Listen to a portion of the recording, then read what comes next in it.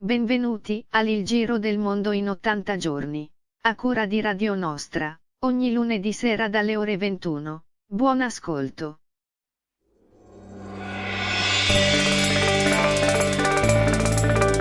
Eccoci qua, buonasera a tutti, buonasera. Siamo qui con il Giro del Mondo in 80 giorni, nona puntata. Con me, nella nostra mongolfiera di Radio Nostra, c'è Rossella. Ciao Rossella. Buonasera Gianluigi, bentornati a tutti. Benvenuti con la nostra mongolfiera. Cosa faremo oggi? Gireremo in lungo e in largo per la nostra cara benamata Europa e parleremo anche di diritti umani, perché il 10, qualche giorno fa, c'è stata la giornata ONU dei diritti umani, che è stata decisa appunto dall'Assemblea dell'ONU nel 1948 e ogni anno si celebra questo aspetto molto importante della nostra società, della società del mondo, possiamo ben dire, e con approfondimenti nelle varie direzioni dei diritti umani. Avremo con noi due ospiti molto competenti che parleranno appunto di due diversi aspetti dei diritti umani e poi altri argomenti interessanti. Come sempre. Bene, allora mettiamo il brano e andiamo a tutta dritta. Si può dire con la mongolfiera? Ma sì, lo diciamo. Diciamolo.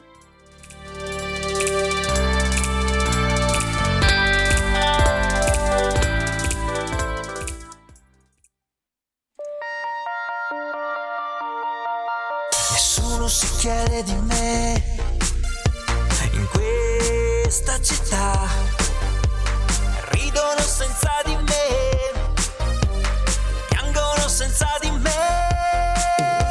Ricordo che ero al volante, un'automobile alle mie spalle. Qualcuno poi mi ha cercato lungo il binario sbagliato. Io mi chiedo ancora come si fa a sopravvivere in questa realtà. Ed ho bussato 3 volte alla porta di casa e nessuno mi ha aperto. Ed ho aspettato 3 giorni, passassero in mano e non sono risorto. Mi basterebbe anche fare l'amore senza più amore. Mentre la verità qualcuno conosce ma nessuno sa.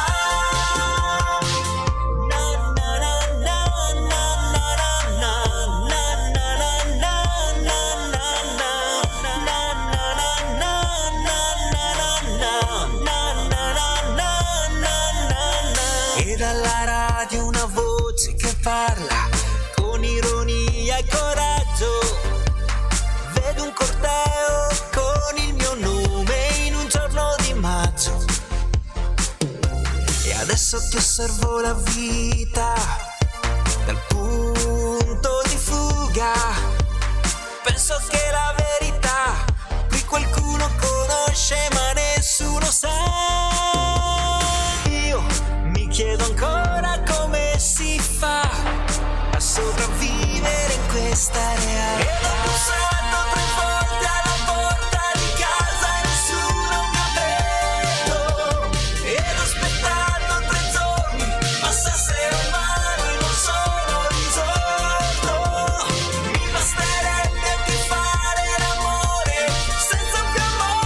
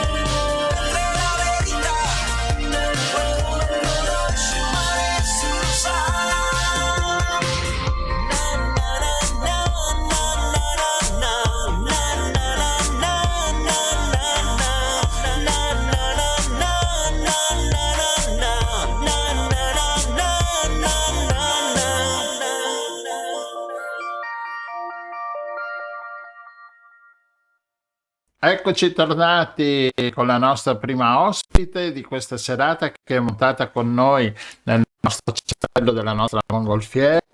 Con noi abbiamo Aurora D'Agostino, avvocato. Buonasera Aurora. Avvocata, grazie. Avvocata, sì, scusa, è qua. Cioè, ci sono donne che vogliono l'avvocato, donne che vogliono l'avvocata, non sappiamo più come gestire. E... C'è addirittura chi vuole essere chiamata la sindaco, per esatto. cui, però ovviamente esatto. avvocato. Va bene, la nostra avvocata, vai Rossella. In prima linea nella, anche fra le altre cose nella difesa dei diritti umani, l'abbiamo chiamata perché il 10 era la giornata ONU dei diritti umani, che è stata dichiarata nel 1948 e quindi anche tanti anni fa ormai, e volevamo chiedere un po' all'avvocata D'Agostino chi difende i diritti umani. Allora, una bella domanda. Ovviamente non posso fare una conferenza di un'ora e quindi mi limito a poche informazioni. I difensori dei diritti umani sono in moltissimi paesi, in tantissimi paesi, quasi dappertutto. Sono le persone che in prima persona agiscono per promuovere e difendere i diritti umani nel senso più ampio, quindi i diritti umani come diritto alla salute, alla terra, alla libertà, ai diritti civili, tutti quegli elementi che fanno parte della nostra vita, della vita degli esseri umani. Io vorrei ricordare una data diversa, è il giorno prima, il 9 dicembre, ed è 40 anni dopo del 10 dicembre del 1948, esattamente il 9 dicembre del 98, con un'altra carta che è poco conosciuta, che è quella adottata dall'Assemblea Generale delle Nazioni Unite con una risoluzione con un numero che non vi pronuncio, che è ispirata la Carta dei difensori dei diritti umani, la dichiarazione sul diritto e la responsabilità degli individui, dei gruppi e degli organi della società di promuovere e proteggere le libertà fondamentali e i diritti umani universalmente riconosciuti. È questa la carta che viene definita la DDU, la Carta dei DDU, dei difensori dei diritti umani. Con questa carta, che è giuridicamente non vincolante, diciamo, ma che è stata adottata, ha un'autorevolezza morale sul piano internazionale e gli stati si sono impegnati a mettere in atto le sue disposizioni, sostanzialmente sono state istituite una serie di enti sovranazionali, internazionali, che hanno come fine specifico proprio quello della difesa dei difensori, della tutela dei difensori dei diritti umani. E non è cosa da poco, perché i difensori dei diritti umani vengono massacrati, ammazzati a centinaia, a migliaia ogni anno in ogni paese. Anche in paesi a noi vicini, non pensiamo soltanto all'America Latina, che ne ha il triste primato, ovviamente. Sapete della Colombia, sapete di tutte le lotte degli indigeni, dei massacri, dei tanti leader del diritto alla terra che vengono uccisi in quei paesi, ma pensiamo anche vicino a noi alla Turchia, perché anche lì i difensori dei diritti umani, se non uccisi, fanno comunque una brutta fine e restano dentro le prigioni. Giornalisti, io non parlo soltanto dei difensori in senso tecnico, parlo di giornalisti, parlo di leader di comunità indigene, parlo di tutti quelli che si muovono e promuovono i diritti umani all'interno del loro paese in forma anche individuale. Ce ne sono, ci sono anche i filantropi, a me viene in mente Osman Kavala in Turchia, come ci sono invece soggetti organizzati, e penso alle comunità indigene, penso a Berta Cáceres, no? che è stata una grandissima leader indigena, uccisa anche lei. Questi enti sono stati istituiti dei relatori speciali, per esempio. C'è un relatore speciale alle Nazioni Unite proprio per la difesa dei difensori dei diritti umani, e anche l'Unione Europea ha fatto delle linee guida, dei trattati, delle azioni, ovviamente anche queste non vincolanti, ma sicuramente autorevoli, che riguardano proprio la difesa dei difensori dei diritti umani. Sono state adottate delle linee guida che anche il nostro paese ha recepito. Cosa dicono queste linee guida, per capirsi? E vi spiego subito perché lo dico. Perché pochi giorni fa abbiamo avuto tutti la bellissima notizia della scarcerazione, della liberazione dal carcere di Patrick Zaki in Egitto. Cosa è successo in quel caso? Avete letto su tutti i giornali che a parte tutto quello che sarà successo dietro, forse c'entrano anche altri interessi, altre questioni di tipo economico, di tipo di aiuti, di ricattini e via dicendo. Sta di fatto che c'è stata anche una significativa mobilitazione diplomatica. In aula c'erano diplomatici di tutti i paesi, dagli americani, dall'America, da quelli americani fino agli europei, e compresi gli italiani. Altrettanto non avrete visto, credo, in moltissimi altri casi, e vi assicuro che non succede, per esempio, nei processi che avvengono contro i difensori dei diritti umani in Turchia, ad esempio. Che senso ha questa cosa? Questo ragionamento che vi sto facendo a voce alta, ma che è un mio ragionamento, esistono appunto queste linee guida che dicono, per esempio, che i diplomatici presso le missioni dell'Unione Europea incontreranno regolarmente i difensori dei diritti umani, faranno visita agli attivisti detenuti, monitoreranno i processi a loro carico, peroreranno la loro protezione. I funzionari dell'Unione Europea di alto grado, ad esempio l'alto rappresentante per gli affari esteri e la politica di sicurezza, includeranno gli incontri con i difensori dei diritti umani nell'ambito delle loro visite ai paesi extraeuropei. I dialoghi politici con i paesi extraeuropei comprenderanno la situazione dei difensori dei diritti umani.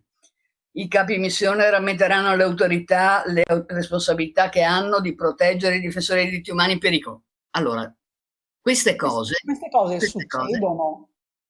Non succedono, purtroppo non succedono molto poco, però capite dalla scarcerazione di Zaki che invece sono estremamente importanti. Sono estremamente importanti e sono obblighi che gli altri rappresentanti diplomatici dell'Unione Europea dovrebbero assumersi nel momento in cui svolgono le loro funzioni, in base a delle linee guida e a degli atti e a dei provvedimenti che la stessa Unione Europea, che lo stesso Consiglio d'Europa, che le stesse Nazioni Unite hanno deliberato. Noi in Italia lavoriamo, io lavoro con i giuristi democratici e lavoro con la rete in difesa di, che è nata proprio come rete di associazioni. Sono molte associazioni che vanno da giuristi democratici, li metto proprio prima, non perché sono prima, perché ci sono io, ma ovviamente ce ne sono moltissime altre, da Amnesty International, per capirsi, dico io le suore orsoline, ma voglio dire, c'è proprio un ampio, sono tipo 300 associazioni che fanno parte di questa rete e che cercano proprio di lavorare su questo, sull'obbligare le forze politiche, i governi, le nostre istituzioni ad adottare una serie di iniziative assolutamente necessarie, assolutamente giuste a tutela dei difensori dei diritti umani. Tra queste iniziative c'è quella dell'accoglienza dei difensori dei diritti umani in difficoltà. Abbiamo anche, esiste una piattaforma europea che si chiama Protect Defenders, è chi vuole andarci a guardare, che prevede anche una forma di finanziamento e di supporto ai programmi di relocation, che sono dei programmi, diciamo, in cui le persone i difensori dei diritti umani in difficoltà nei loro paesi possono fruire di periodi, tra virgolette, di riposo, proprio per ricominciare, ripartire. Quindi sono dei periodi di 3-6 mesi in cui vengono ospitati e gli vengono forniti una serie di ausili, di rinforzi e di empowerment, si dice così adesso, no? Per quanto riguarda la loro difesa, le loro capacità di autodifesa, le loro competenze, ma anche semplicemente un momento di respiro rispetto magari a situazioni estremamente stressanti. A Padova si è dichiarata città in difesa di, e tra l'altro proprio in questo momento abbiamo un'esperienza di accoglienza di difensori dei diritti umani che stiamo proprio facendo in questi giorni, in questo periodo. E il 15 dicembre, piccolo spot pubblicità, il 15 dicembre appunto alle 20:30 alla Sala Palladin del Comune di Padova, aspetta che non vorrei sbagliare sala, ma c'è appunto un incontro in cui parleremo proprio di questo tema e di questo progetto di relocation. Allora, io mi chiedevo, bello tutto, in Italia abbiamo sempre parlato di situazioni che sappiamo, insomma, specialmente in alcuni paesi in cui c'è la dittatura quella vera e ci sono appunto situazioni molto pesanti. Sappiamo però, per esempio, che in Italia ci sono molti giornalisti sotto scorta. Allora, questi possono essere considerati, alcuni di loro, per il tipo di lavoro che fanno, di denuncia, di condizioni, per esempio, delle persone migranti nei centri di accoglienza, fra virgolette, eccetera, difensori dei diritti umani, o è tutta un'altra sfera? Guarda, non è un'etichetta che dobbiamo mettere. Il concetto di fondo è difensore dei diritti umani chi opera per la difesa dei diritti umani, che lo faccia in forma professionale, che lo faccia in forma collettiva, che lo faccia con i proclami pubblici, non cambia. Ora, ovvio che le persone che difendono i difensori dei diritti umani esistono dappertutto e esistono anche in Italia. Vero che hanno magari delle situazioni estreme solo in alcune situazioni e in alcuni ambiti, anche se devo dire che molti interventi legislativi che ci sono stati recentemente, parlo per esempio in materia di chi tutela i diritti umani dei migranti, di quelli che sbarcano, di quelli che annegano e che vengono salvati, probabilmente cominciano anche a determinare una situazione un po' particolare, diciamo così, pericolosa anche per il nostro paese. Il difensore dei diritti umani è anche quello che non viene tutelato nella sua attività di difesa dei diritti umani da parte dello Stato, o ancora peggio viene osteggiato e perseguitato dallo Stato. Quindi non siamo fortunatamente in questa situazione ancora in Italia, però diciamo che alcuni brutti segnali sicuramente li stiamo iniziando a vedere anche nel nostro paese. Non siamo certo ai livelli di paesi come la Turchia, come la Colombia, come il Messico, come insomma situazioni veramente, o molti paesi africani, in cui veramente il difensore dei diritti umani rischia la pelle in prima battuta, soprattutto per essere perseguitato dallo Stato. Questo è certamente, anche se pensiamo a chi si muove per esempio su terreni sensibili come possono essere quelli della libertà delle donne, ad esempio, no? E in paesi dove ci sono forti presenze, magari non statalizzate del tutto, ma comunque esistenti, di islamismo estremo, capite che la pelle la rischiano ovviamente in maniera molto seria. Quindi ci sono situazioni più o meno gravi, certo.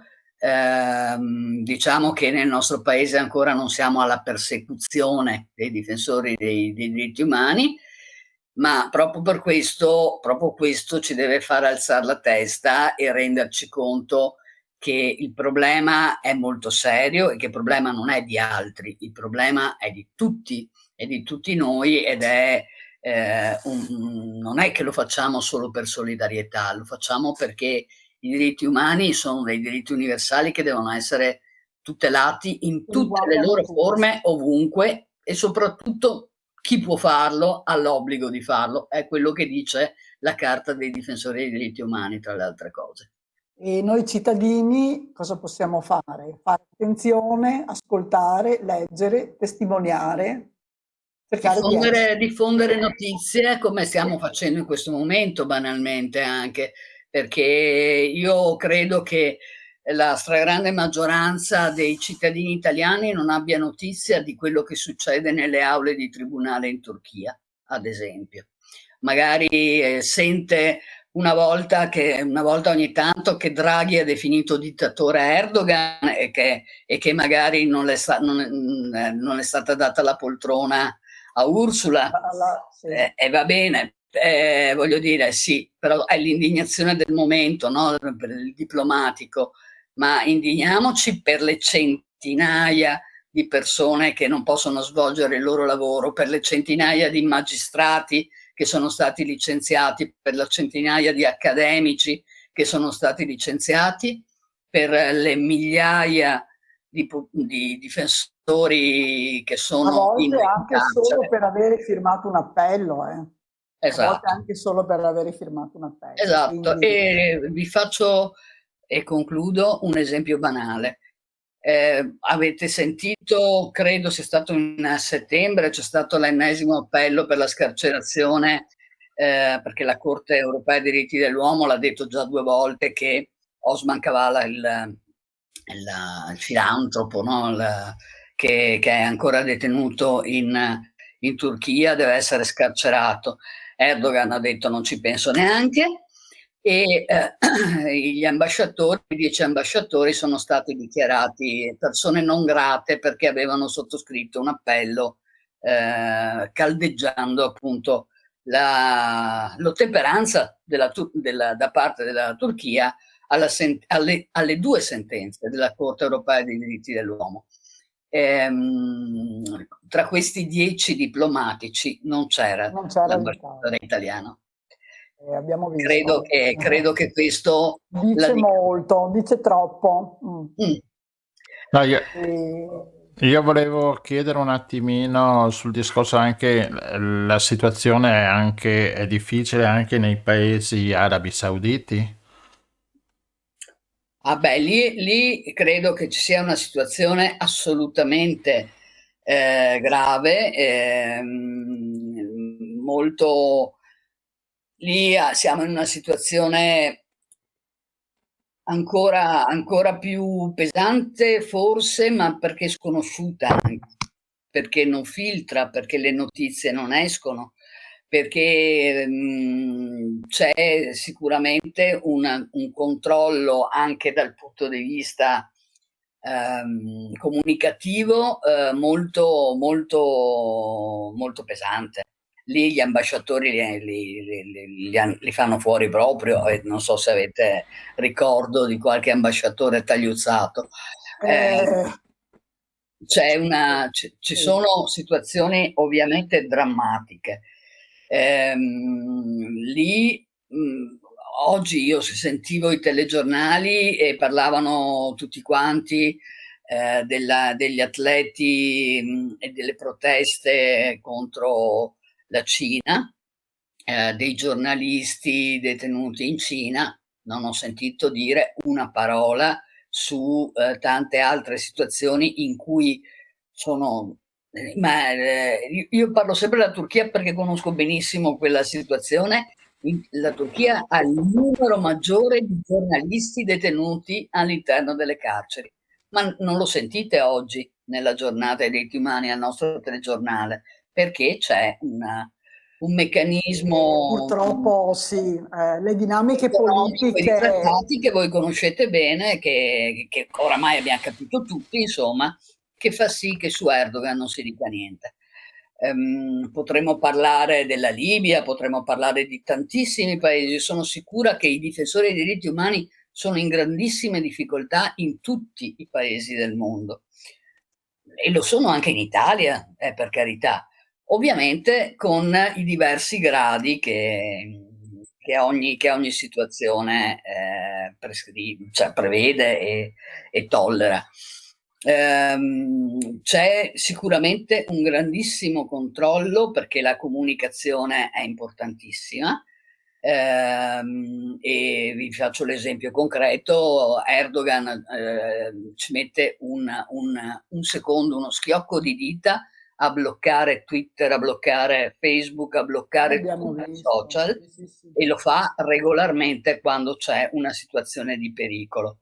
Non solo blocca, ma usa i social come controllo sociale, per cui in questo momento c'è in carcere una cantante che canta, che insegnava chitarra, musica e tradizioni kurde, e sapete che il curdo è vietato, e che è in galera da tanti anni, dal 2016 se non sbaglio, e che ha la dolcezza di 19 anni di condanna sulla pelle. Capite che è una situazione al di là del bene e del male, è quasi inimmaginabile. No, per noi per fortuna è inimmaginabile, nel senso. Sì, però ne sentite parlare alla televisione? No. Assolutamente no, naturalmente. E purtroppo anche sui giornali comunque non. Difatti. Va bene, grazie avvocata. Sì. Noi vigiliamo, ogni tanto torneremo a disturbare l'avvocata Aurora D'Agostino, e anzi la invitiamo, se c'è qualche argomento così che può sembrarle interessante, degno di essere così divulgato, volentieri lo ospitiamo a Radio Nostra, nella nostra mongolfiera. E intanto grazie mille, speriamo ma non so cosa speriamo, insomma, va bene. Beh, speriamo che decolli la mongolfiera almeno a livello comunicativo, e che, dai, comunque il messaggio, la cosa bella che possiamo dire questa settimana è che abbiamo Zaki libero almeno. Certo. Sì, anche se purtroppo subito il collegamento viene con Giulio, questo è abbastanza certo che sì. Inevitabile, anche un po' amareggiante, e soprattutto chissà per un Zaki cittadino che ha studiato in Italia. Quanti ci sono ragazzi egiziani di cui non sappiamo niente e che stanno nelle galere perché magari un giorno hanno scritto la frase sbagliata. Quindi... Certo, vi invito comunque a pubblicizzare anche le nostre pagine della rete In Difesa di, dove trovate sicuramente un sacco di materiali. Lo mettiamo senz'altro sul link, esatto. D'accordo. Va bene, grazie mille. Buonasera, grazie. Grazie.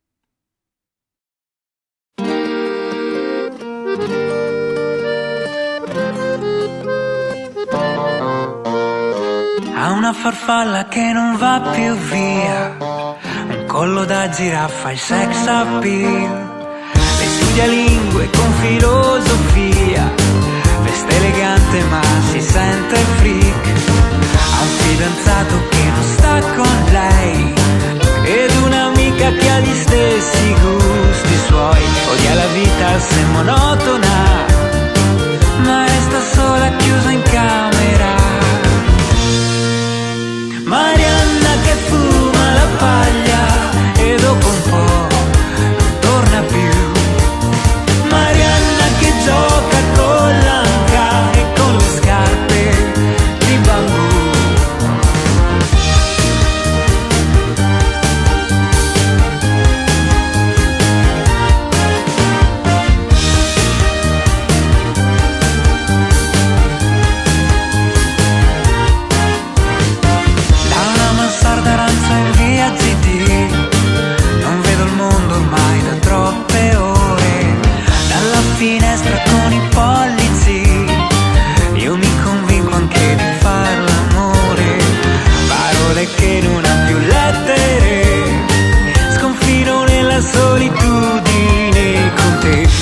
scomparse telematiche, protagonisti di una notte che non c'è. Marianna che fuma la paglia e dopo un po' non torna più.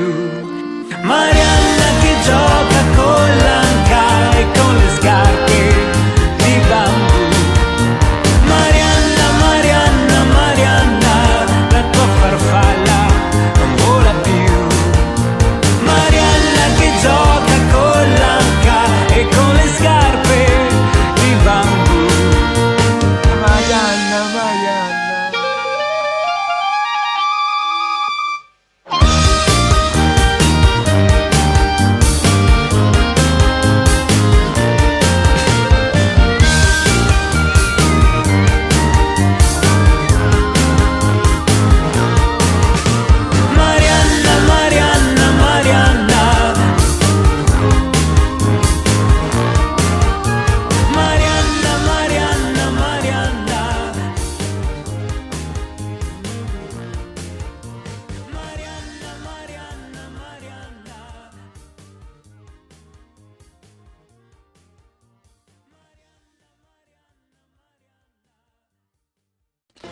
Eccoci tornati in studio. Da Padova siamo volati subito con la nostra mongolfiera verso Francoforte. Rossella, chi troviamo a Francoforte?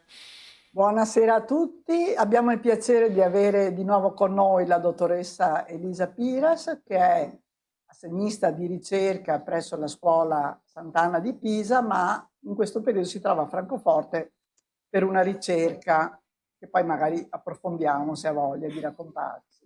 Stasera però l'abbiamo chiamata perché il 10 era la giornata ONU per i diritti umani e quindi continuiamo un po' il discorso che abbiamo iniziato prima con l'avvocata D'Agostino su vari aspetti dei diritti umani. Benvenuta dottoressa. Grazie, buonasera. Grazie a voi. Allora, con la dottoressa vorremmo in particolare parlare dei diritti umani delle persone migranti ai confini dell'Europa. È un tema, dicevamo, molto drammatico perché quasi ogni giorno succedono delle cose veramente molto tristi e se l'Europa sembra abbastanza incapace di reagire, incapace di gestire. Quindi, dottoressa, prego. Grazie. Sì, diciamo che appunto quello che abbiamo visto in quest'ultimo anno, diciamo di periodo di emergenza protratta a causa della pandemia, è che riceviamo meno notizie su alcuni fenomeni come il fenomeno migratorio, su cui abbiamo ogni tanto delle notizie ma non l'attenzione costante che abbiamo avuto in altri periodi e tuttavia i dati ci mostrano che alle cosiddette frontiere dell'Unione Europea, cioè i confini esterni, quelli che mettono in comunicazione l'Unione Europea con paesi non UE, continuano ad arrivare migranti e molti di questi affrontano dei viaggi molto difficili e durante questi viaggi e soprattutto in prossimità dei confini subiscono gravi violazioni dei diritti umani. Questo non ce lo dicono soltanto le ONG o i giornalisti che alcuni potrebbero definire buonisti perché particolarmente attenti e vicini alle istanze dei migranti, ma ce lo iniziano a dire anche delle organizzazioni internazionali, ce lo dice la stessa Unione Europea qualche volta con qualche report e anche con i dati che ci fornisce. Mi pare interessante e anche insomma utile portare l'attenzione su questi temi verso la fine dell'anno perché si tratta di un periodo particolarmente duro per i migranti che cercano di attraversare le frontiere e anche perché iniziamo ad avere qualche dato relativo ai flussi migratori del 2021 che magari ho piacere di commentare con voi.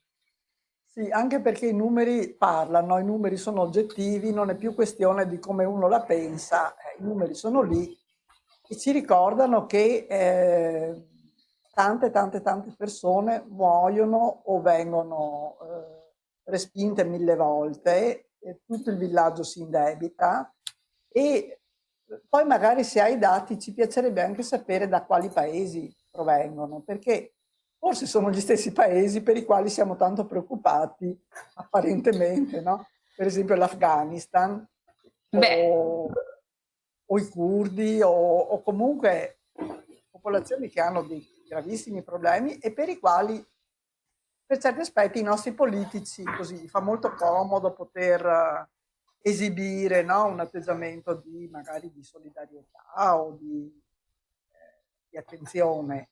Allo stesso tempo però sono le stesse persone che poi muoiono di fame e di freddo nelle foreste balcaniche o lungo i confini a est.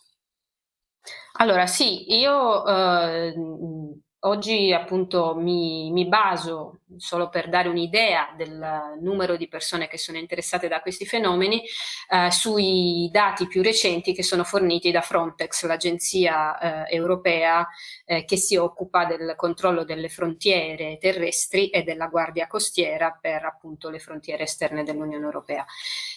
L'agenzia Frontex ci dice per esempio che dalla rotta del Mediterraneo centrale, che è quella che noi conosciamo meglio perché le immagini drammatiche appunto dei naufragi e dei ripescaggi dei migranti ce le abbiamo un po' negli occhi almeno dal 2013, sono arrivati lungo questa rotta tra gennaio e novembre del 2021 64.000 e passa migranti.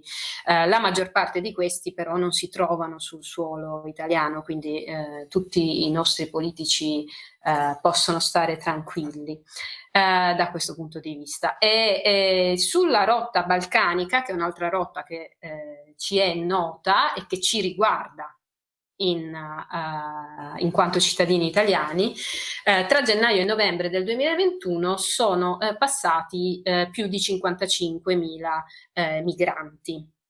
Altre rotte sono più piccole ma comunque consistenti, pensate alla rotta del Mediterraneo occidentale, cioè quella tra Marocco e Spagna, dove i tentativi di attraversamento sono stati oltre 17.000 nello stesso periodo, e alla rotta diciamo che dalla Bielorussia va verso la Polonia, la Lituania e la Lettonia, che ha visto circa 8.000 migranti tentare il passaggio, tra l'altro proprio nelle ultime settimane per lo più.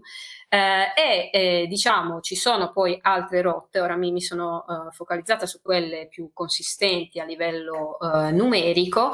Comunque diciamo che siamo in presenza non di una crisi paragonabile a quella del 2015 con un flusso molto consistente e concentrato in poche settimane, ma di un movimento costante di migliaia di persone.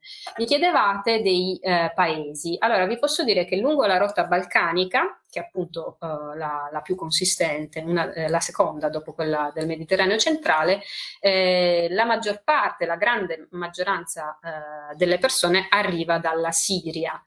E abbiamo un secondo posto, purtroppo molto consistente, di persone che arrivano dall'Afghanistan e anche molti che arrivano da paesi d'origine non conosciuti, cioè che non hanno documenti e quindi non possiamo sapere esattamente da dove vengono. Ma se guardiamo per esempio a chi arriva dalla rotta del centro mediterraneo, i paesi d'origine più diciamo rappresentati sono la Tunisia e l'Egitto, cioè due paesi che noi consideriamo stabili.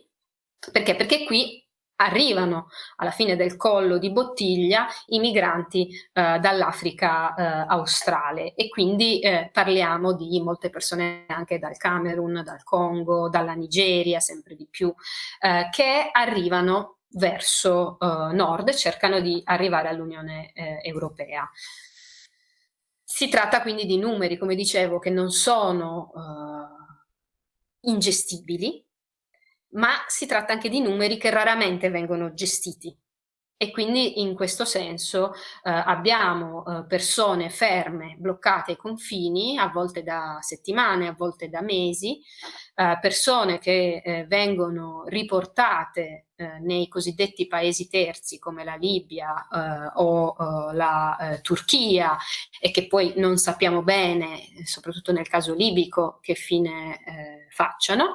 Abbiamo anche casi come appunto quello del confine bielorusso, che ci fanno parlare, come ha detto qualche settimana fa, quando era ancora in carica Angela Merkel durante una visita in Polonia, di attacchi ibridi, cioè di tentativi da parte del governo bielorusso di strumentalizzare la questione dei migranti per destabilizzare i paesi dell'Unione Europea. Quindi sì, è un mosaico molto complesso, dove però non sappiamo bene chi trae vantaggio da tutto ciò, ma sappiamo, ed è molto facile saperlo, chi invece soffre di più a causa di tutto ciò. Sono i migranti in transito.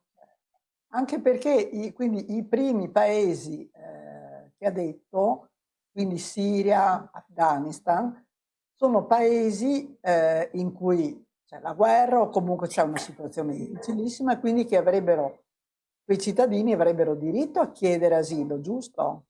Per quel poco Molto che... probabilmente sì. Un altro paese molto rappresentato è l'Iraq, che anche in questo caso ci mostra come i tentativi falliti di portare a una gestione soddisfacente un conflitto, che è un conflitto anche lungo e difficile, portano poi a grossi movimenti di persone. Idem per la Libia. Dal 2011 a oggi non siamo stati in grado di gestire il conflitto libico. Il fatto che tante persone passino da lì non è un caso, è il fatto che poi la Libia in qualche modo utilizzi diciamo la questione migratoria come carta di scambio, ci pone in una situazione di paesi ricattabili. L'accordo firmato dal governo italiano nel 2017, rinnovato un anno fa, quindi tuttora in vigore, in qualche modo permette all'Italia di lasciare i migranti nelle mani di forze, in particolare della Guardia Costiera libiche, nonostante il fatto che diverse inchieste anche di procure italiane hanno dimostrato che nelle forze libiche esistono ancora diciamo persone e gruppi che non hanno per niente a cuore i diritti umani dei migranti e che anzi continuano a speculare sui migranti e a aiutare le forze eversive che destabilizzano il sistema libico. Quindi abbiamo una situazione quasi paradossale. No, ecco, io magari in questo caso veramente toglierei il quasi. Tra l'altro ricordiamo che sia la Libia che l'Iraq hanno avuto una destabilizzazione.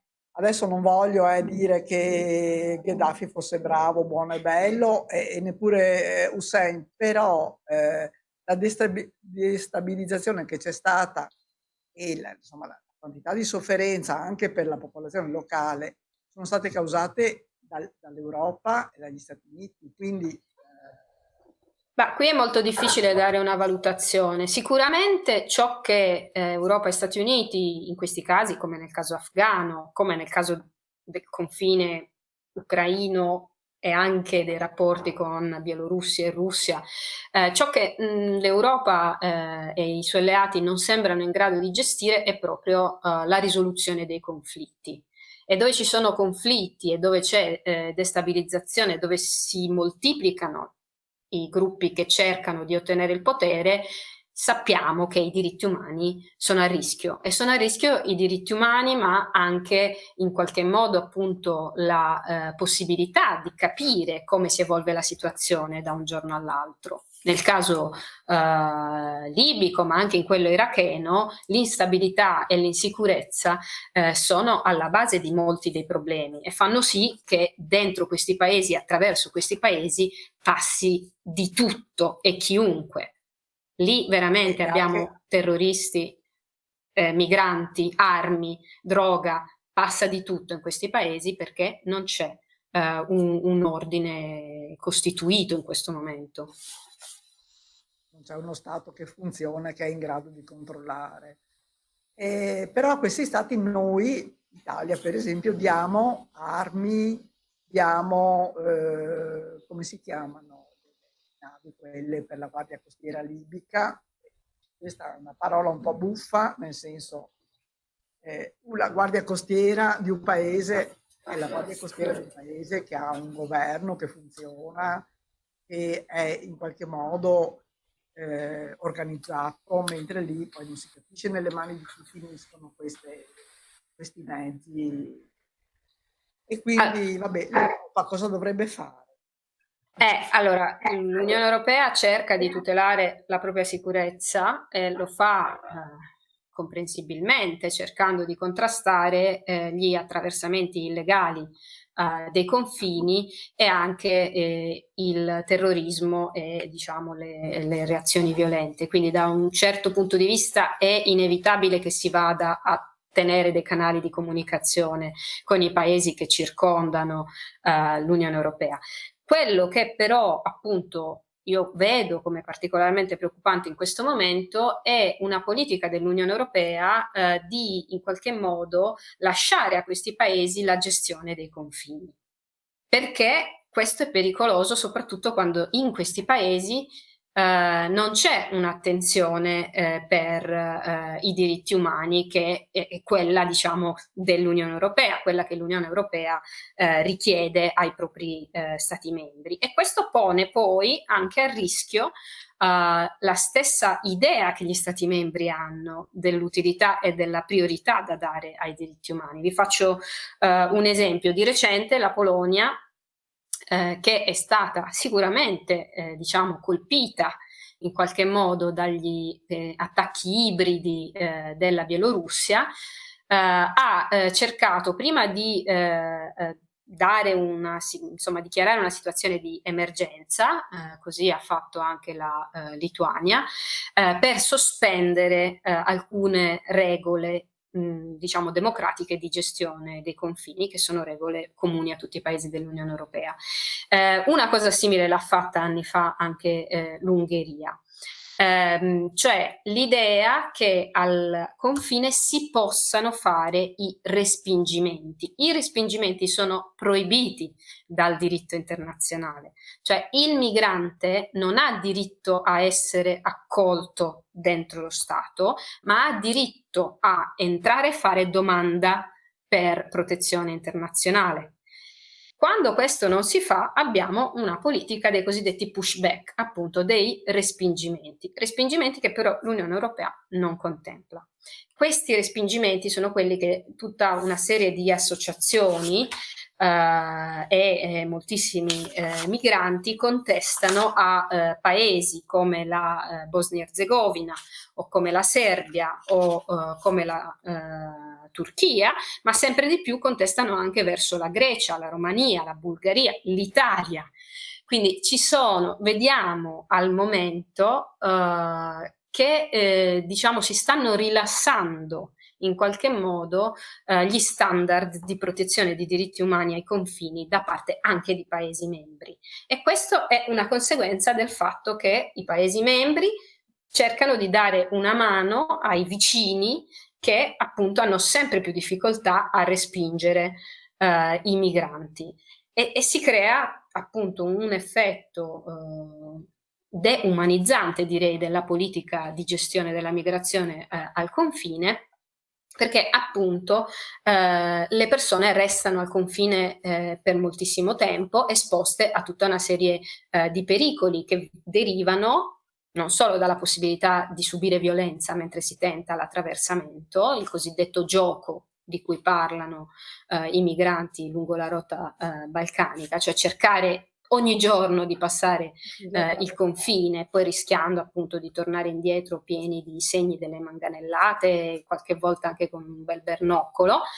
E quindi c'è questo, ma ci sono anche le diciamo condizioni climatiche, le condizioni atmosferiche, le condizioni di una geografia particolarmente impervia, parliamo di fiumi da attraversare, di burroni in qualche modo da aggirare. Abbiamo notizie di migranti, e parliamo ormai di decine di migranti che sono morti negli ultimi mesi tentando di attraversare delle zone piuttosto difficili. Quindi ecco, forse dovremmo iniziare a chiedere di chi è la responsabilità quando capitano queste cose. Noi ne veniamo a sapere quando ci sono storie particolarmente tragiche, per esempio nello scavo su Avvenire qualche giorno fa ha scritto della morte di una donna di 39 anni, quindi più o meno la mia età, incinta. Si chiamava Avin Irfan Zahir, che è morta di setticemia il 3 dicembre da qualche parte in Polonia, 20 giorni dopo la morte del feto che lei ha continuato a portare dentro se stessa per 20 giorni in mezzo alla neve, e appunto è stata portata in setticemia in ospedale, e la sua famiglia, cioè il marito e altri 5 figli, sono ancora in questa situazione di sospensione. Quindi ecco, è chiaro, noi lo vediamo a sapere quando c'è una storia particolarmente struggente, e tra l'altro a parte nello scavo e Avvenire non mi pare che abbia avuto tantissima risonanza, però ecco, per molti migranti questa è la quotidianità, ed è la quotidianità da mesi. No, ma infatti una così adesso delle cose che pensavo mentre parlava è che Avvenire da questo punto di vista è veramente fa un lavoro molto importante, esemplare, e poi c'è qualche documentarista indipendente, freelance, che riesce a vendere il suo documentario a qualche giornale e ogni tanto, altrimenti c'è il silenzio su questo. Sì, qualcosa sta cambiando, perché la società civile anche nei paesi di passaggio si sta organizzando. Per esempio nei Balcani tutta una serie di circa una dozzina di organizzazioni hanno formato il cosiddetto Border Violence Monitoring Network, e stanno cercando di documentare ciò che passano i migranti, perché pare che una delle pratiche più diffuse da parte delle varie forze che respingono i migranti sia quella di distruggere i loro cellulari per evitare che appunto le mente. Io penso che non sia accettabile, così come per i respingimenti in mare, nel momento in cui una ONG riesce a salvare delle persone, queste persone vanno assistite e vanno anche ascoltate, va data loro la possibilità di fare la procedura che è prevista appunto dal diritto internazionale. Quindi da questo punto di vista possiamo forse chiedere di più ai nostri governi, per esempio all'Italia, chiedere che cosa intende fare con l'accordo con la Libia e che cosa veramente comporta l'accordo con la Slovenia. Possiamo sicuramente chiedere alla Francia di chiarire che cosa fa con il Marocco e di capire se veramente il rispetto dei diritti umani dei migranti è la priorità in questi accordi, perché se non lo è, forse abbiamo un problema, ed è un problema politico. Certo. Speriamo che la risposta sia molto semplice, però. Se il rispetto dei diritti umani è la priorità in questo momento, insomma, vabbè. Il problema poi ha anche fornito un sacco di alibi su un sacco di fronti, quindi... volevo dire che ci sarà poi anche un problema nell'avvenire col discorso dei cambiamenti climatici, che ci saranno dei migranti che cambieranno apposta non solo dallo stato politico, dalla loro nazione, ma perché proprio non possono vivere per il cambiamento del clima, e quindi ci sarà ancora un'altra trasfugazione da una parte all'altra. Io credo che sia già in corso. L'aumento dei flussi dall'Africa del sud è probabilmente già legato a trasformazioni che rendono l'agricoltura in alcune zone remote del paese molto difficile. Quindi c'è sicuramente il cambiamento climatico tra le ragioni, c'è anche il fenomeno del land grabbing, cioè dell'accaparramento delle terre, quindi la distruzione del sistema economico produttivo su cui si basava la vita di molte comunità, quindi questo lo stiamo già vedendo, ma i migranti, anche quelli che sono adesso in transito e che tentano il cosiddetto triste gioco di attraversare le frontiere, sono già vittime di tutto ciò. Pensate anche ai migranti nei campi, quei fortunati che riescono a stare, diciamo così, nei campi profughi, a Lesbo, ma anche in altre isole greche, le inondazioni ciclicamente distruggono i pochi averi che queste persone hanno e rendono il loro stare in questi non luoghi ancora più pericoloso di quanto non sarebbe normalmente. In tutto ciò poi ricordiamoci, i migranti non sono esseri, diciamo, alieni, hanno esigenze come le nostre, ci sono bambini, ci sono bambine, ci sono persone che si possono infettare con un virus particolarmente insidioso come appunto quello del Covid-19. Sono persone che in questo momento vivono un'emergenza nell'emergenza e che vedono i loro diritti umani semplicemente ignorati, diciamo. Sì, perlomeno non da tutti, perché appunto diciamo c'è qualcuno che cerca anche di dare una mano. È difficile dare una mano nel momento in cui la solidarietà di questo tipo viene spesso ostacolata, se non criminalizzata. In queste condizioni è molto difficile tutelare i diritti umani, però io devo dire, conosco tanti che lavorano nei campi e lungo la rotta e anche dall'Italia e da altri paesi europei per cercare di migliorare le sorti di queste persone, e quindi c'è anche chi per fortuna si interessa della protezione dei diritti umani di questi migranti, però è importante che lo ricordi agli altri tutti i giorni, anche a Natale. A Natale si può sicuramente fare di più per i diritti umani dei migranti, anche nel nostro piccolo. Sì, sì, assolutamente.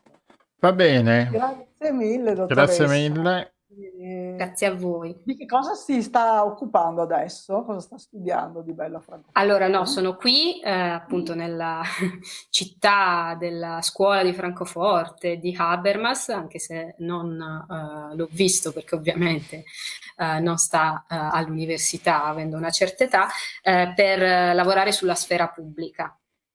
Perché appunto i discorsi che facciamo nella sfera pubblica, il modo in cui li facciamo, poi hanno risvolti politici che sono la mia preoccupazione ultima, ma per arrivare lì, diciamo, cerco di capire che cosa diciamo, come lo diciamo e come cambia il nostro rapporto appunto con la discussione pubblica.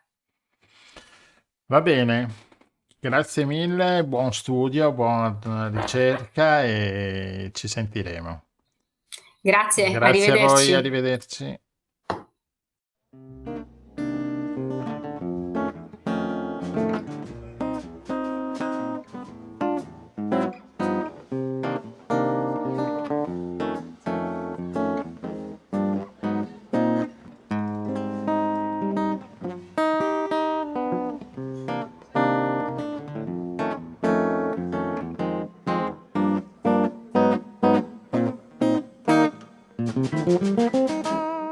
Isn't she lovely? Isn't she wonderful? Isn't she precious? Less than 1 minute all. I never thought through love would be making one as lovely as she. But isn't she lovely? Made from love. Isn't she pretty? Truly the angel's best. Boy, I'm so happy.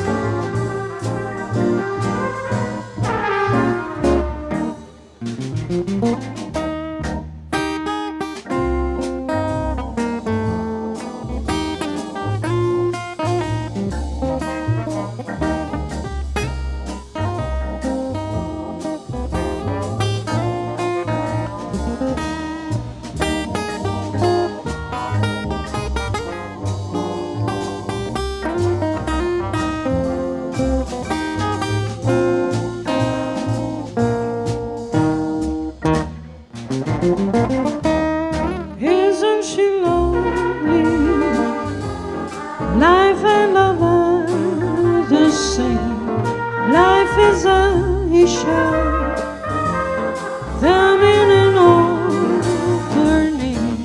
Lord, if it could have not been done without you concealed the one that's so very lovely, made from love.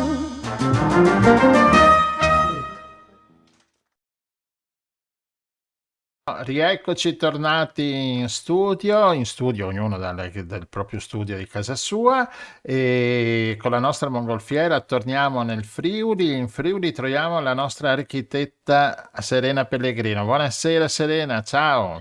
Buonasera a tutti voi, ben ritrovati, sono Buonasera. davvero felice di rivedervi e di risentirvi. Bene, lei è E proprio... noi felicissimi di averti di nuovo con noi. Lei è proprio nel suo studio, lei è l'unica sì. l'unica che è in studio, Sì.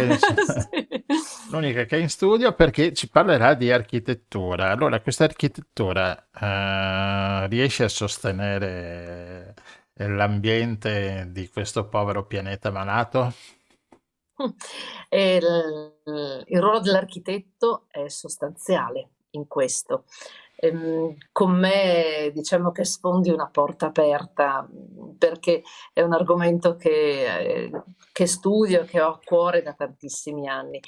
Se pensi che il primo libro che mi è stato regalato nel lontano 93 si chiamava La casa come luogo dell'anima, e è un modo di progettare completamente diverso rispetto a quello che si era fatto negli anni precedenti, ovvero dal secondo dopoguerra fino agli anni 90. In quegli anni di fatto si è prodotta architettura, sì, parecchia, però con un modo di progettare molto, come posso definirlo, particolarmente legato alla dimensione del contenitore, ecco.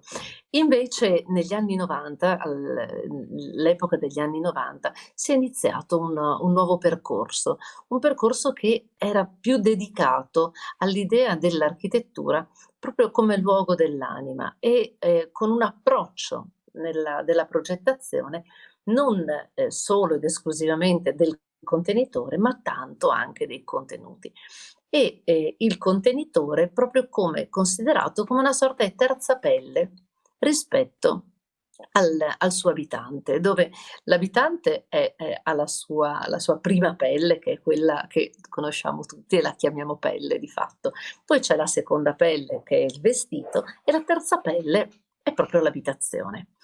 E l'abitazione deve stare bene addosso a chi la veste, deve essere traspirante, deve essere piacevole, deve essere armonica, deve essere prodotta con dei materiali quanto più naturali possibile. E i primi approcci nei confronti della bioedilizia e anche della bioarchitettura noi li abbiamo intorno alla metà degli anni '80. Uno dei padri della bioarchitettura è Ugo Sasso, che ha anche costituito un'associazione, l'Istituto Nazionale di Bioarchitettura, di cui mi onoro di far parte come socia onoraria, e anche in questa circostanza voglio onorare insomma la sua figura, e anche quella di suo figlio Giovanni Sasso, che è stato presidente dopo di lui, e anche quella di Anna Carulli, che è l'attuale presidente dell'INBAR. Ecco, moltissimi architetti negli ultimi decenni si sono dedicati a questa tematica, e sembra una disciplina molto nuova, no? Magari alcuni pensano che sia nata da qualche anno, ma semplicemente negli ultimi anni finalmente ha sfondato. E la bioedilizia e la bioarchitettura non sono necessariamente da inserire all'interno di quella nuova come posso chiamarla, disciplina, che è quella del risparmio energetico, no? Solo ed esclusivamente del risparmio energetico, anche perché la bioedilizia e la bioarchitettura, ci tengo a precisare che sono due cose diverse,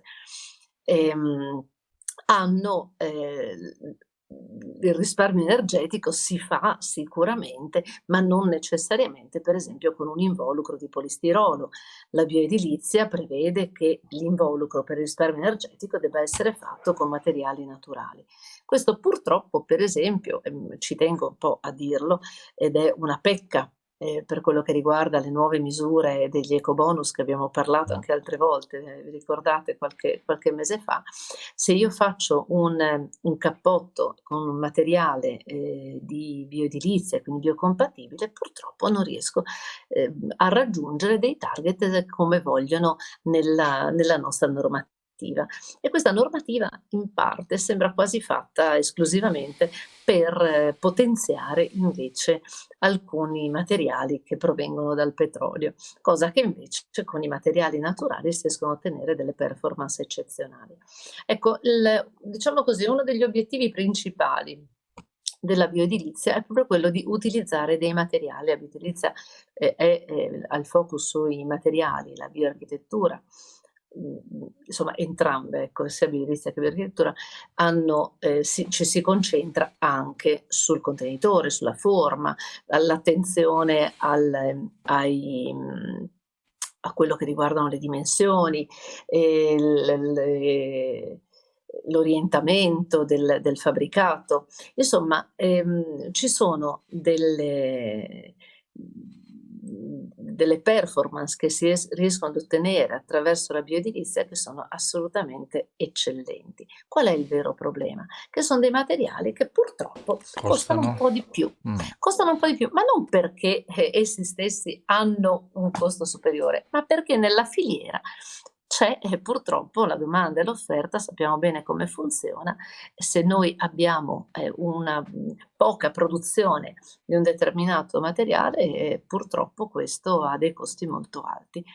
Ci sono i mattoni di canapa, c'è il sughero, abbiamo la lana di pecora, insomma ci sono tantissimi materiali che purtroppo non si è voluto potenziare nella filiera. Vi aggiungo questo, forse la sto facendo un po' troppo lunga, però ci tengo a raccontarvi questo episodio. C'è stato nel 2014, se non ricordo male, quando abbiamo fatto prorogato il bonus sul il cosiddetto ecobonus, quello all'epoca era 55%, adesso sapete che c'è il super bonus al 110% che durerà ancora un po', ma poi torneremo al 55%.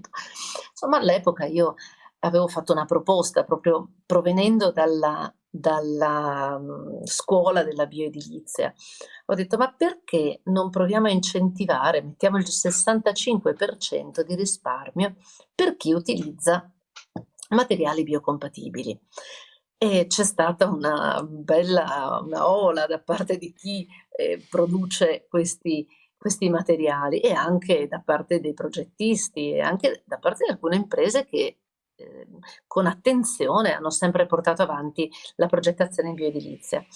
E abbiamo detto, facciamo 6-7 punti percentuali, no? Diamo un piccolo risparmio, un piccolo incentivo, proprio per poter avviare questa filiera. Ma no, non ci sono soldi, battaglie in commissione col governo, come potete immaginare ce ne sono sempre.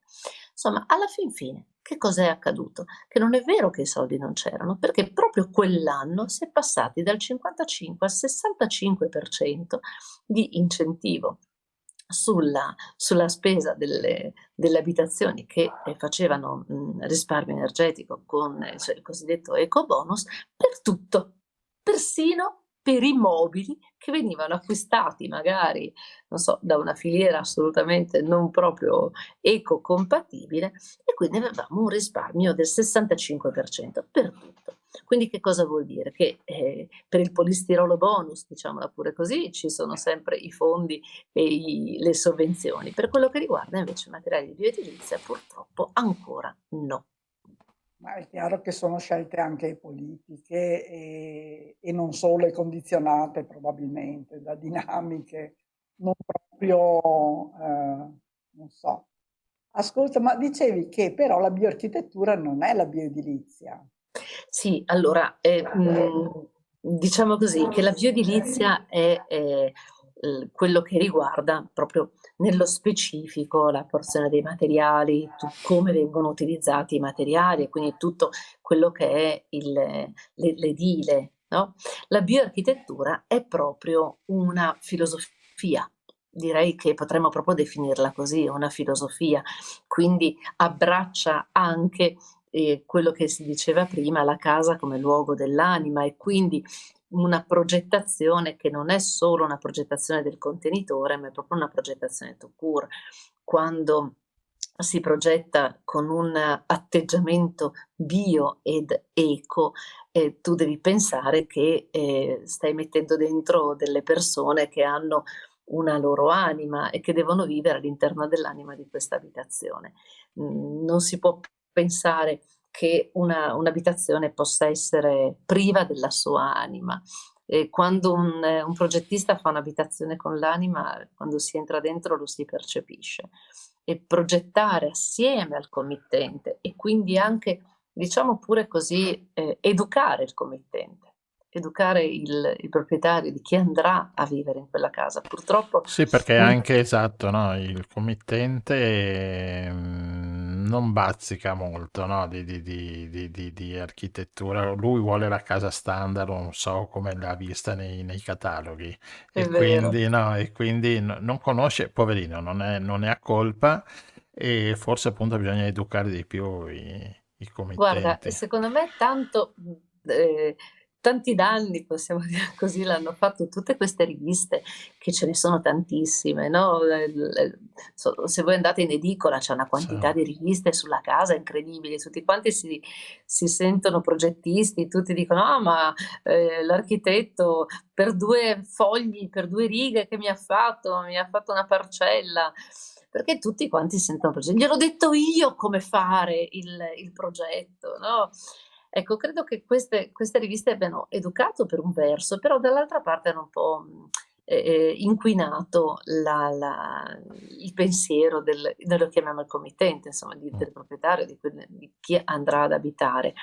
Perché tante volte ti dicono: ma io architetto lo voglio proprio così, è esattamente come in questa rivista.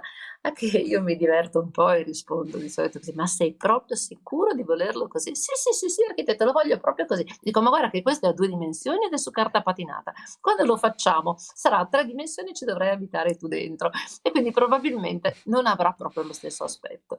Ecco, ovviamente mi diverto dicendo queste cose, però concretizzo anche dall'altra parte la persona. E poi soprattutto ho una paginetta di un libro a cui tengo moltissimo, che è stato scritto da Sergio Maldini e si intitola La casa a nord-est. È una pagina molto, molto bella, interessante, secondo me è addirittura più bella di qualsiasi manuale di architettura che si possa leggere, perché in questa pagina c'è proprio una narrazione tra l'architetto che viene chiamato dal proprietario, che deve mettere, la proprietaria in realtà, che deve mettere a posto, deve ristrutturare un vecchio casale della Bassa Friulana. E ovviamente lo devono far rivivere, perché sassi sono sassi, resterebbero sassi, e madreterra se li riprenderebbe così come sono stati messi su dai nostri avi, e quindi deve farla rivivere. E questo dialogo stupendo che c'è tra l'architetto e la proprietaria è un dialogo meraviglioso, e spesso lo leggo ad alcuni clienti. Se volete vi racconto un piccolo aneddoto una Vai. volta che mi è accaduto. È arrivata una doppia coppia di coniugi e dovevano fare una bifamiliare. Sono arrivati e mi hanno detto: ma architetto, hanno parlato bene di lei, ci piacerebbe che lei ci progettasse la nostra abitazione e che ci facesse una proposta di progetto. E io ho detto: sì, mi fa un gran piacere ovviamente che qualcuno vi abbia fatto il mio nome, però sinceramente io non faccio bozze di progetto che poi magari possono essere messe in concorrenza con quello di un altro collega, e viene fatta la casa che piace di più. Io, se volete, costruisco la casa attorno a voi, a seconda delle vostre esigenze, soprattutto visto che deve essere una bifamiliare, è molto complessa. Già fare una casa unifamiliare dove marito e moglie alla fine del progetto, all'ultimo chiodo del cantiere, bisogna così mandare lontana l'ipotesi della separazione, perché spesso una casa mette in crisi, figuriamoci una doppia coppia. Allora gli ho fatto la fotocopia di questa paginetta di Sergio Maldini, gliel'ho data, ho detto: guardate, io ho un progetto così con i miei clienti, se volete la facciamo assieme e la progettiamo esattamente come voi la volete, non deve esserci la mia firma, ma deve esserci la vostra anima. Se volete lo facciamo, altrimenti mi dispiace, io rinuncio all'incarico. E devo dire che ho rinunciato all'incarico. Ah, quindi non se la sono sentita di... No, perché purtroppo siamo, secondo me, ancora all'interno, era un po' di anni fa, siamo dentro in quella modalità del chi me la fa più bella, come andare al negozio, no? Vedo questo vestito oppure vedo quest'altro vestito, ma no, ma noi la paghiamo, le paghiamo il progetto. Ma dico: guardi, io rinuncio all'incarico, o lo facciamo assieme oppure rinuncio all'incarico. Bueno. Ascolta, invece ti volevo chiedere, quindi il rapporto fra la persona che deve viverci e la casa. Il rapporto fra la casa e l'ambiente circostante è importante o... Sostanziale, certo, sostanziale. Questo è uno dei grandissimi insegnamenti che i grandi maestri ci danno, soprattutto i nostri maestri, quelli che ci insegnano composizione all'università, che ti danno i fondamentali. Ti dicono che la prima cosa che devi fare è guardare il contesto, vedere che cosa c'è intorno, che cosa è stato progettato prima che tu arrivassi. E forse magari anche hanno progettato in maniera più armonica di te, che stai arrivando oggi con tutte le super mega tecnologie. I nostri padri hanno prodotto le case cosiddette vernacolari, o comunque tutte le abitazioni che sono state costruite fino alla seconda metà dell'Ottocento, di fatto sono abitazioni in bioedilizia, sono abitazioni necessariamente in bioarchitettura, perché comunque i materiali che utilizzavano erano materiali che provenivano dalla terra e che una volta dismessi possono essere reintegrati senza nessun problema da madreterra, mentre i nostri fabbricati, purtroppo, nel momento in cui noi andiamo alla dismissione, ovvero il concetto della bioarchitettura è dalla culla alla culla, quindi vuol dire che io prendo il materiale da madreterra, ovvero la culla, e poi lo devo restituire a madreterra nella maniera meno impattante possibile. Ecco, sappiamo invece che negli ultimi 100 anni noi abbiamo edificato nel modo più impattante possibile. Pensiamo soltanto all'Eternit che abbiamo utilizzato, pensiamo al piombo, pensiamo al cemento, insomma con grande difficoltà madreterra poi si riprende gli stessi materiali. Se invece progettiamo in bioedilizia, pensiamo soltanto all'utilizzo del legno, del mattone, appunto, come dicevo prima, per gli isolanti, il sughero, tutto quello che è materiale naturale, poi nel momento in cui vanno a essere dismesso non c'è questo forte impatto cosiddetto da discarica. Va bene, allora, architetta, grazie. Grazie a voi, bellissimo parlare di queste tematiche. Non so se, ho fatto diciamo più un intervento filosofico dell'architettura piuttosto che un intervento tecnico della bioedilizia e della bioarchitettura. Non so se vi aspettavate qualcosa di differente, ma questa è la mia. Certo, No. ma in effetti ti abbiamo Di chiamato, sentire la bioarchitettura. Non è solo il mio, sinceramente, perché se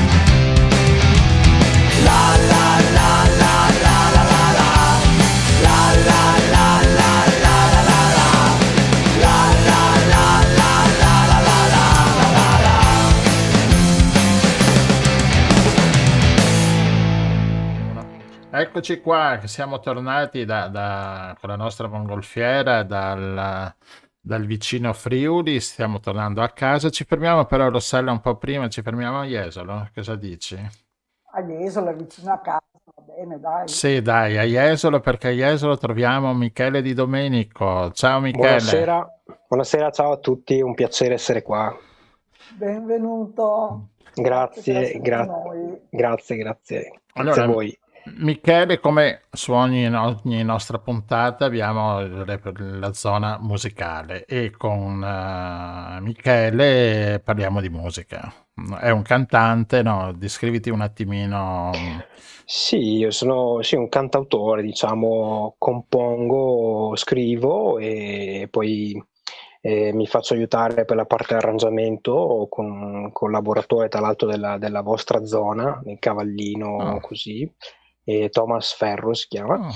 E niente, arrangiamo e scriviamo canzoni. Lo facciamo per noi, ma ci piacerebbe anche in futuro farlo magari per altri, per ragazzi più giovani, insomma, abbiamo le porte aperte, ecco. Sì, e fate anche dei bei videoclip, tutti ambientati nella stagione, diciamo, estiva, del mare, con lo sfondo di Jesolo, no? Molto allegri, molto giovanili. Sì, abbiamo fatto un paio di video a Jesolo, uno qualche anno fa e l'altro è più recente, di una regista giovane di 23 anni, Vita Kolos, che studia appunto la scuola di cinema.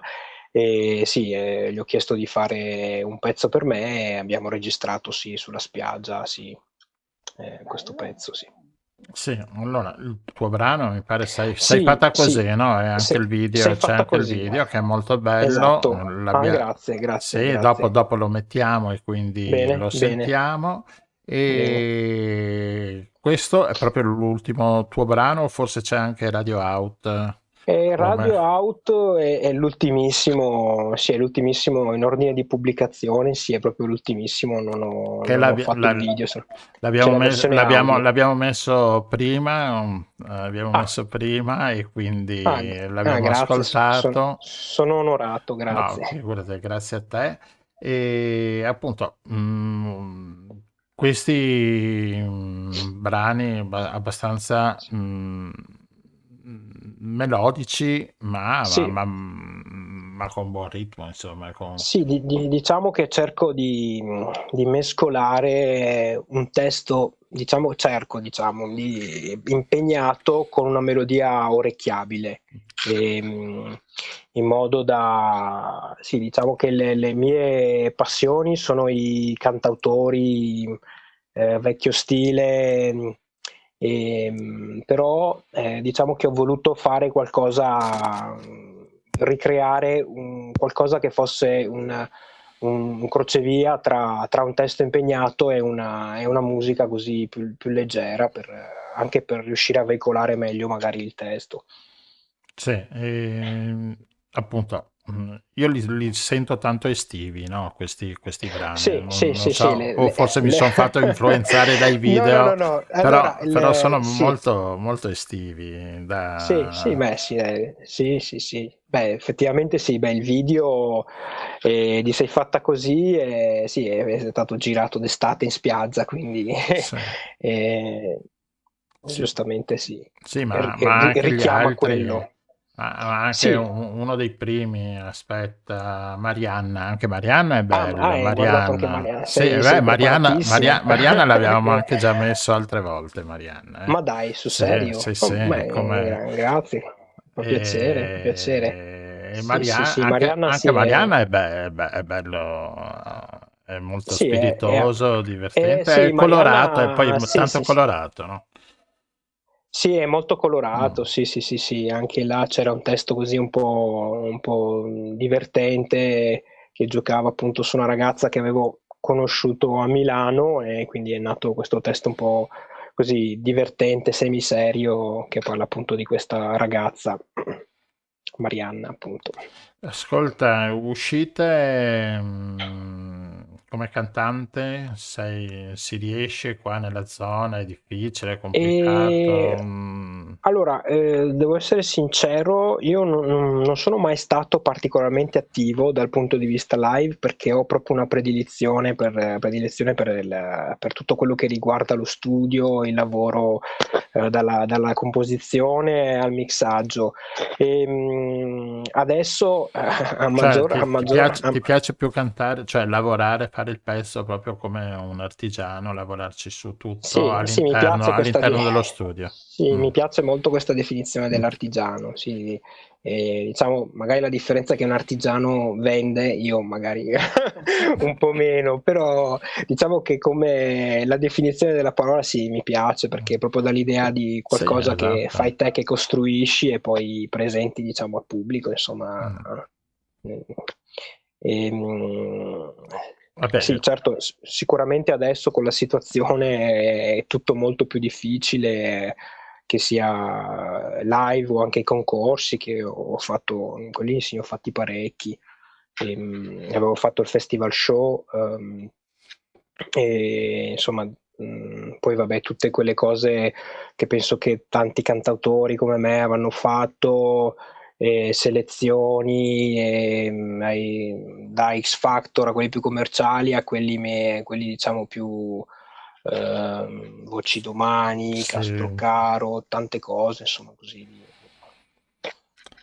Ascolta, dicevi che sei stato per un periodo a Milano proprio per... Sì, io sono stato a Milano proprio per il discorso musicale e praticamente bazzicavo negli studi di registrazione e facevo dei lavoretti così part-time e poi nel tempo libero andavo negli studi a registrare le mie canzoni e là diciamo che ho conosciuto, diciamo, la realtà in modo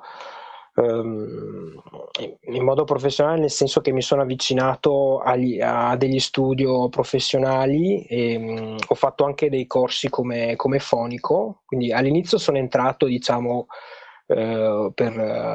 come stagista per il fonico, diciamo aiutante fonico. Poi da lì ho conosciuto dei produttori musicali e piano piano sono riuscito a instaurare un rapporto con loro e a costruire, diciamo, delle canzoni e a fare i miei primi esperimenti, diciamo.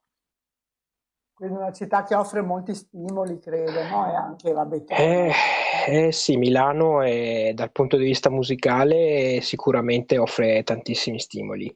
È proprio la patria delle etichette discografiche, là in Galleria del Corso, sono tutte le più grandi major etichette e anche dal punto di vista live è molto viva, niente togliendo comunque al Veneto che dal punto di vista live è molto partecipe, molto, molto vivo. Diciamo Milano, essendo una città, una realtà grandissima e dove è insediata proprio la realtà discografica, sì, è tutto fruibile, ovviamente, sì, è tutto più fruibile, sì. Aspettate un attimo. Michele, adesso una domanda tua. Perché Michele Sì. Di Domenico? Perché tu non ti Ah, chiami Di Domenico. No, allora, Michele Di Domenico è il mio vero nome. Ah, Michele Anche Di forse ti ha Domenico. tratto Allora mi ha sì, ti ha tratto in inganno. inganno su Facebook. In Eh. realtà quello è il soprannome. Ah, Cioè, allora, Mondido sarebbe la casa di produzione che ho creato insieme a Thomas Ferro, quest'altro ragazzo. E quindi da là forse sì, perché su Facebook ho quel allora nome, sì, esatto. Michele Mondido. Allora Che era, pensavo il contrario.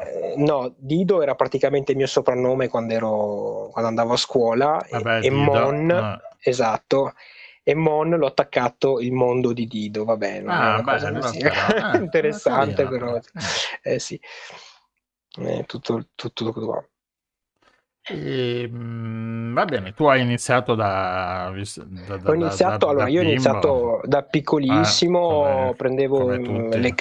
sì, avevo ancora le cassettine, ci registravo sopra e poi vabbè ho iniziato a studiare pianoforte da piccolissimo e dopo ho fatto delle esperienze brevissime col violino, poi ho studiato un po' di canto, un po' di pianoforte, insomma.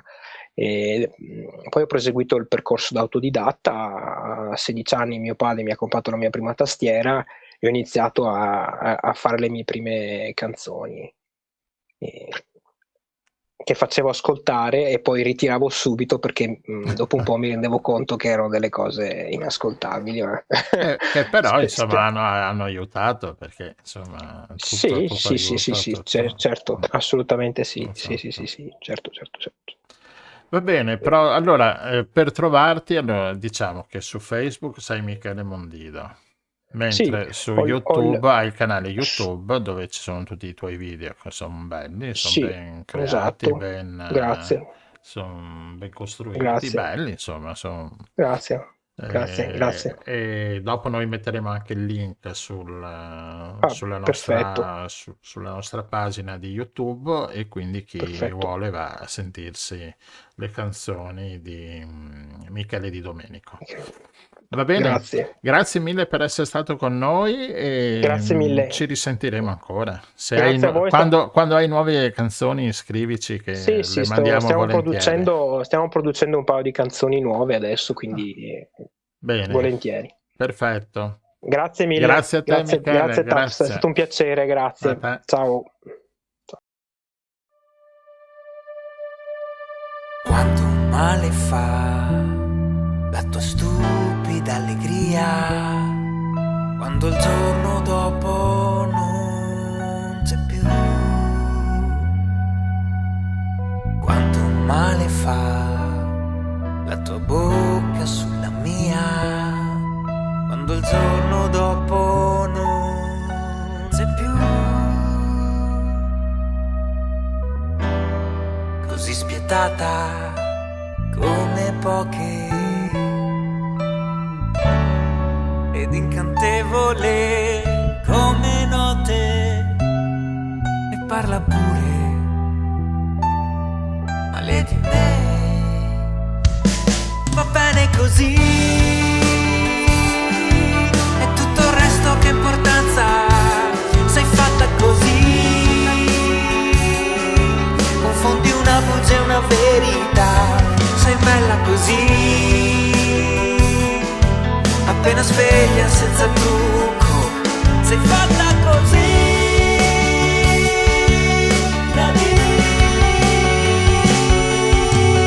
Quanto male fa il tuo amore sconfinato per le grandi e piccole bugie,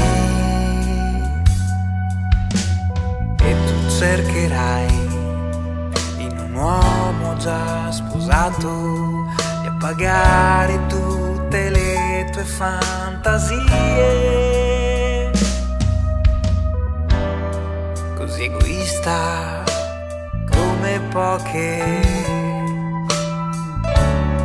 ed incantevole come note, e ridi pure, ridi di me. Va bene così, e tutto il resto che importanza, sei fatta così, confondi una bugia e una verità, sei bella così, appena sveglia senza trucco, sei fatta così.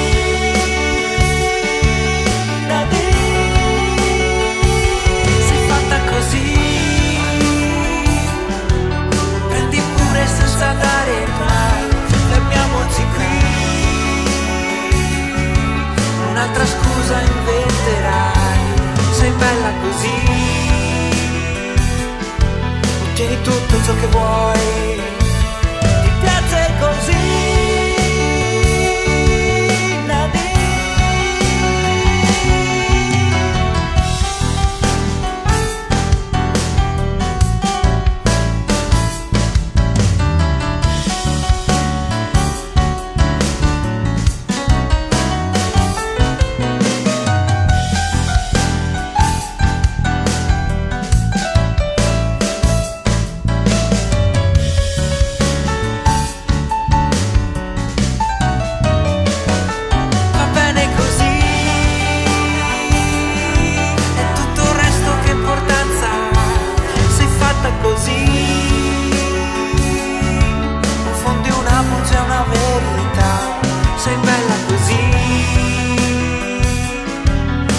sveglia senza trucco, sei fatta così.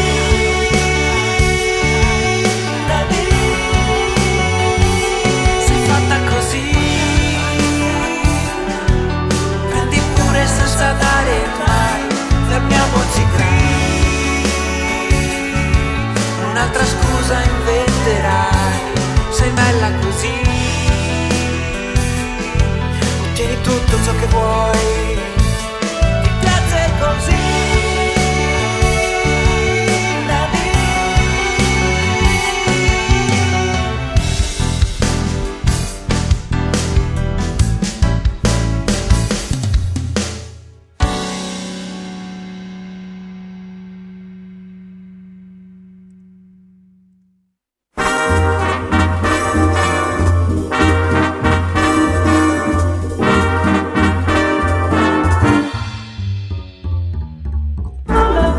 Ecco qua la sigla finale, ci dice che abbiamo finito la puntata. Rossella, com'è andata? Direi molto bene, abbiamo galoppato per i cieli d'Europa, abbiamo incontrato ospiti molto interessanti che ci hanno raccontato cose molto interessanti, abbiamo finito in bellezza con la musica, che è sempre un momento così Certo, sì, che allieta un attimino, ti fa un po' staccare un po' dalle problematiche che abbiamo sentito non da poco. Abbastanza impegnative. Esatto. Sì. E quindi grazie per averci ascoltato.